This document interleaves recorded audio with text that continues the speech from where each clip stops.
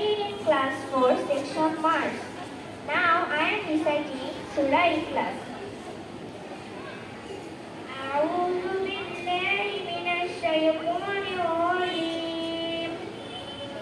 بسم الله الرحمن الرحيم. قل هو الله أحد الله الصمد لم يلد ولم يولد ولم يكن له كفوا أحد. صدق الله العلي العظيم. السلام عليكم.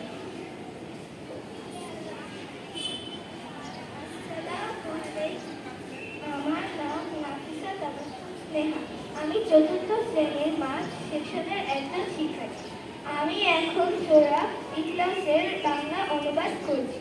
আমি বিতাড়িত শয়তান থেকে আশ্রয় প্রার্থনা করছি। পরম করুণাময় ও অসীম দয়ালু আল্লাহর নামে শুরু করছি।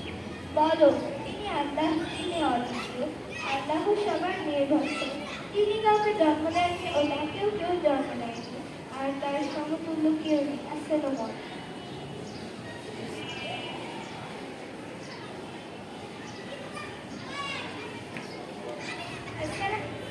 Assalamu alaikum.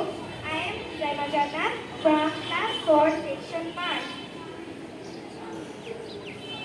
Today I will recite the English meaning of Surah Al-Ikhlas.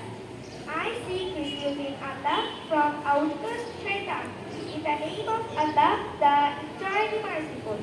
Say, He is Allah, the One, Allah, the Absolute.